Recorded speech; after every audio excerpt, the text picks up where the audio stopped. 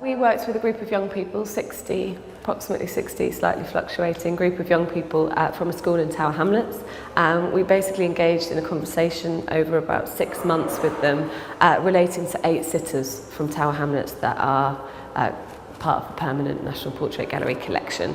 We did that by bringing them to the gallery and by running workshops at the school. We worked with the students to make a series of puzzles, really. What we were trying to do is to bring these two-dimensional images of people and sort of imbue them with some sort of life, put them back into motion, and for the young people to engage in a conversation by really looking at these portraits and looking at the visual aspects of these portraits and what they could draw out and what they could understand about these people by really looking and then expanding on that with some sort of historical and autobiographical information. So I guess in a way what we were trying to do is get to know these people as people.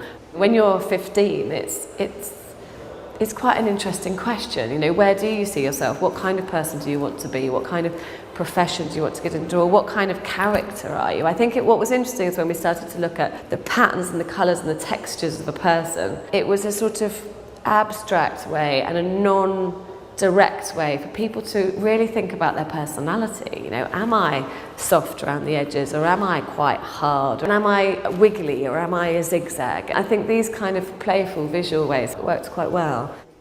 The role of the archive was a real starting point for me, and I think it was hugely influential on the whole project, actually. The sitters' boxes in the Heinz archive are really, they fascinate me, and the notion that actually what you have is these boxes of copies. And I think essentially that was really important, because what we did with the puzzles is they are copies.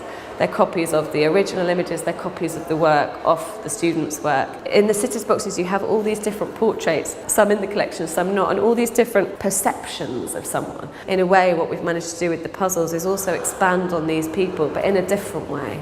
What was interesting for me is how these conversations that we were having with these two-dimensional people started conversations between the young people about their place, their aspirations, their kind of, in quite a light touch way.